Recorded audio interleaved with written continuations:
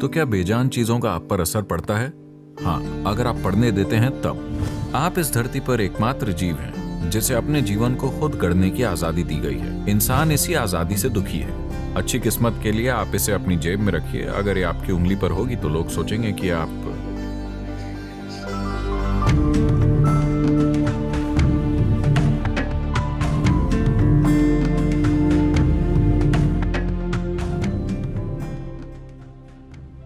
Sir, Bharatiya Samaj में जब लोगों को कोई परेशानी होती है, मान लेते हैं कि कोई बीमार है, तो 3 तरह के लोग होते हैं। पहले वो जो अस्पताल जाएंगे, दूसरे वो जो मंदिरों की ओर भागेंगे, और फिर तीसरे वो लोग हैं जो ज्योतिषी के पास जाएंगे। तो हमें असल में शुरू से ही सिखाया जाता है कि बेजान चीज़ें और हमारे आसपास की चीज़ें हमारे जीवन को कंट्रोल करने की ताकत रखती हैं। मिसाल के लिए, ये मिसाल के तौर पर मेरी माँ ने 2-3 साल पहले मुझे एक अंगूठी पहनने के लिए कहा था जिसमें एक रत्न लगा था। मैंने आज भी पहनी हुई है क्योंकि माँ ने कहा है। आपको इसे उतारने की जरूरत है, वरना लड़के सोचेंगे।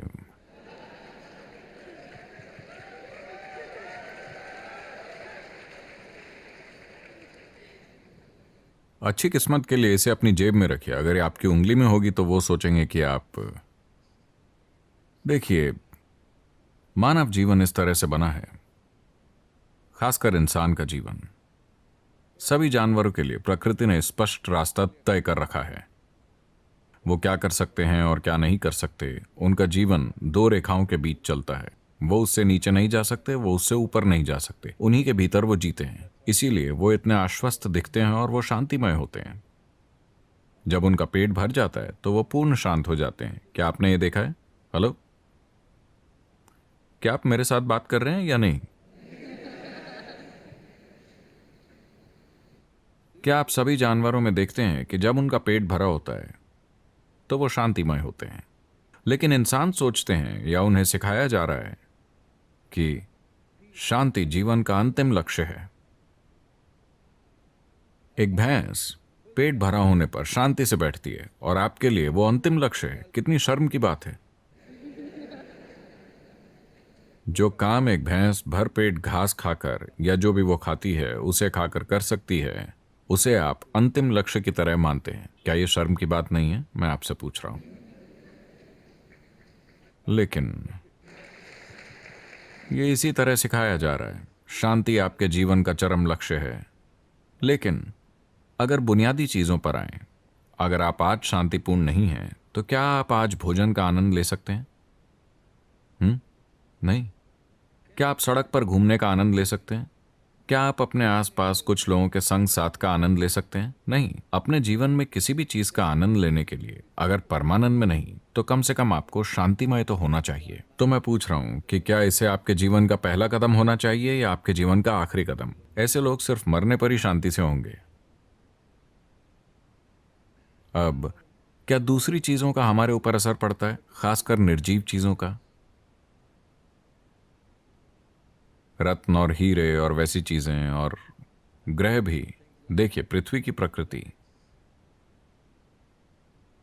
See, the nature of the planet has a certain influence on the life upon it.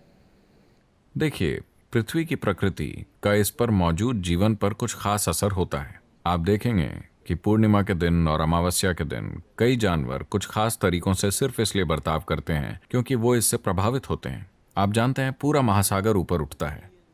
जब लाखों टन पानी से भरा महासागर ऊपर उठ पाता है, तो जब आपके शरीर का 72% हिस्सा पानी है, तो क्या आपको लगता है कि ये बिल्कुल ऊपर नहीं उठेगा? ये ऊपर उठता है।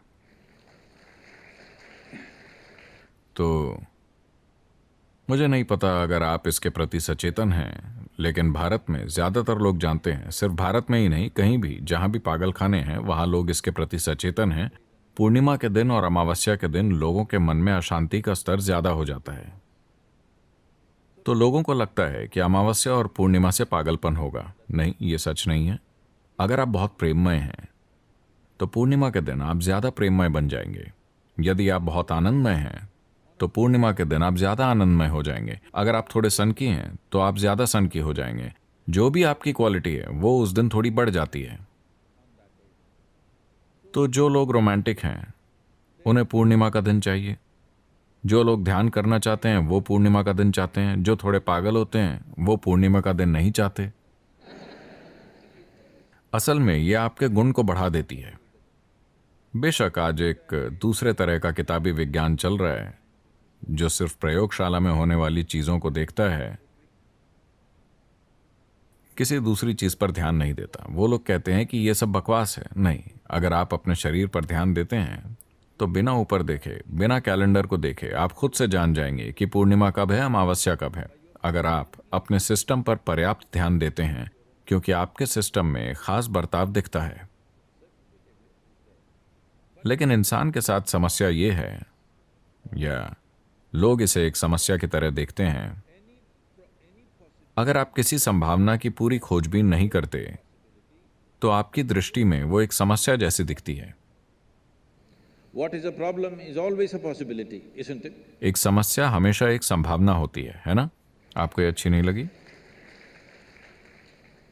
जो एक संभावना है, अगर आप उसकी खोजबीन नहीं करते, अगर आपको ये एहसास नहीं है कि संभावना क्या है, तो वो आपको एक समस्या जैसी लगेगी। तो क्या बेजान चीजों का हम पर असर पड़ता है? हाँ, अगर आप पढ़ने देते हैं तब, क्योंकि ये इंसान की विडंबना है कि आप जो हैं वो प्रकृति द्वारा तय नहीं किया गया है, उसे आपके लिए खुला छोड़ दिया गया है। आपके लिए खुला होने का मतलब है कि आप इस धरती के एकमात्र जीव हैं जिसे अपने जीवन को खुद गढ़ने की आजादी दी गई है। क्या ये छोटी बात है? ये लाखों वर्षों के विकास का नतीजा है कि एक कोशिका वाले जीव से शुरू होकर इन सभी जीवों के बाद, इन करोड़ों रूपों के बाद आज यहां हम बैठे हैं। ये एकमात्र जीव है जो अपने जीवन को जैसा चाहे वैसा गढ़ सकता है। हर दूसरे जीव को प्रकृति के नियमों से जीना पड़ता है। हम अपना जीवन खुद गढ़ सकते हैं। इसी आजादी से इंसान पीड़ा पा रहे हैं। अगर आप अपनी गुलामी को भुगत रहे होते तो ये ठीक था। अगर आप अपनी आजादी को भुगत रहे हैं तो आप एक आपदा हैं, है ना?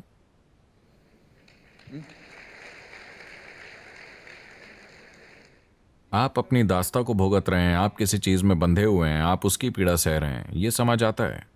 लेकिन आप इसलिए दुखी हैं क्योंकि आप आजाद हैं। ज्यादातर इंसान इसीलिए दुखी हैं क्योंकि वो आजाद हैं।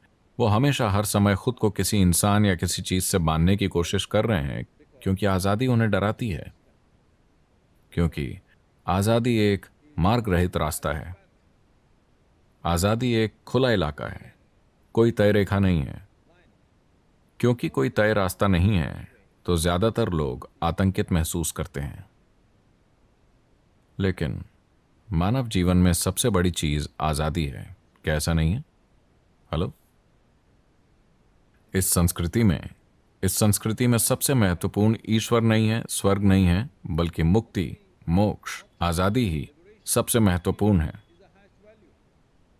यह स्थापित हो चुका है कि आप जो भी करें, आपको मुक्ति खोजनी चाहिए। आप अपने जीवन के साथ जो चाहे कर सकते हैं, पर वो प्रक्रिया आपकी मुक्ति की ओर होनी चाहिए। आपको हर दिन आजादी के ऊंचे से ऊंचे स्तर की ओर बढ़ना चाहिए, वरना आपके जीवन का कोई फायदा नहीं है, क्योंकि आप जीवन की प्रक्रिया में उलझ रहे हैं।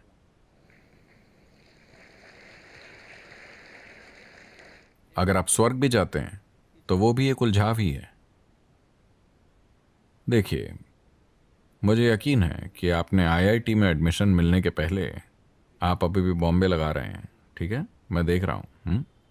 आपके आईआईटी में दाखिले से पहले जब आपने अपना जो भी एंट्रेंस टेस्ट या जो भी लिखा था, केवल एक चीज थी कि किसी न किसी तरह मैं अंदर पहुंचना चाहता हूं, मैं अंदर होना चाहता हूं, क्योंकि ये स्वर्ग जैसा है, स्वर्ग में घुसने जैसा। चाहे जो हो जाए, मैं एडमिशन चाहता हूं, मैं सिर्फ यही चीज चाहता हूं। अंदर पहुंचने के बाद देखिए कितनी समस्याएं हैं।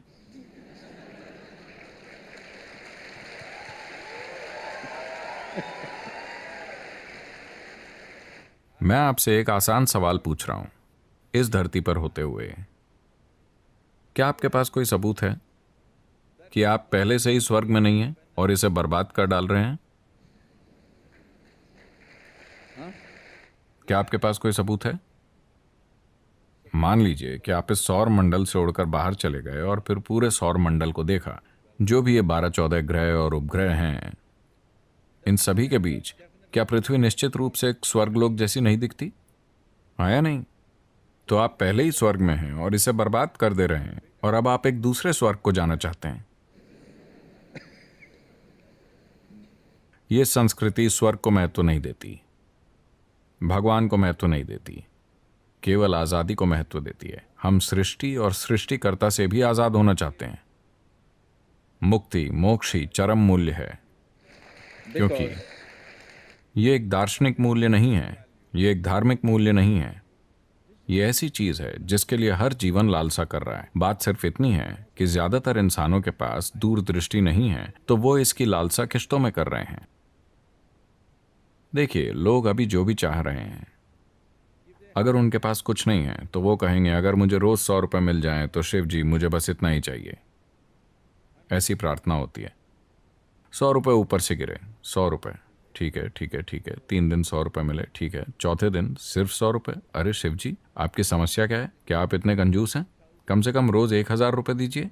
ठीक है, 1000 रुपए का नोट गिरा, क्या ये असली नोट है? 1000 रुपए का नोट? नहीं नहीं, ठीक है, 2000 रुपए गिरे। मैं इसे लेकर परेशानी में नहीं पड़ना चाहता। सदगुरु के लिए 1000 रुपए कहां से गिर रहे? उनके पास कहां पर हैं? नहीं नहीं, 2000 रुपए गिरे। आपने 1000 मांगे, 2000 गिरे। अद्भुत शिव जी, शानदार। 10 दिनों के बाद ओ केवल 2000 रुपए। इससे कोई फर्क नहीं पड़ता कि कितने पैसे मिलते हैं, थोड़ा और थोड़ा और थोड़ा और चाहिए, है ना? ये पैसे के बारे में नहीं है। लोगों को लगता है कि ये पैसे के बारे में। लोग सोचते हैं कि ये दौलत, ताकत, सुख, प्रेम, ज्ञान के बारे में है। नहीं, ये सभी अलग अलग मुद्राएं हैं। Essentially, you're looking for expansion. असल में आप विस्तार खोज रहे हैं क्योंकि आप घुटन महसूस करते हैं। अगर हम आपको बहुत अधिक समय तक एक ही जगह पर रखें तो आपको घुटन महसूस होती है। आप विस्तार चाहते हैं, आप हर समय थोड़ा और अधिक होना चाहते हैं, हाँ या ना? हमेशा थोड़ा और ज्यादा। क्या आप कभी तृप्त होंगे? आप नई आकाश गंगाओं की ओर देखेंगे तो इंसान के भीतर कुछ ऐसा है जो असीम रूप से विस्तार करना चाहता है। इसका मतलब है कि ये आजाद हो जाना चाहता है और कुछ नहीं। अगर इस पर सावधानी से गौर करें, भीतर मौजूद जीवन की प्रकृति को देखें, तो ये एक असीम तरीके से विस्तार करना चाहता है। एकमात्र चीज जिसकी ये लालसा कर रहा है वो है असीम हो जाना। इसका मतलब है कि ये आजादी चाह रहा है। इसीलिए इस संस्कृति में हमने सबसे ज्यादा महत्व मुक्ति या मोक्ष को दिया, जिसका मतलब है आजादी, Not heaven, because heaven is just न another कि place. स्वर्ग, क्योंकि स्वर्ग बस एक दूसरी जगह है। हो सकता है कि वो रहने की थोड़ी बेहतर जगह हो, लेकिन थोड़े समय बाद वही परेशानी होगी, है ना?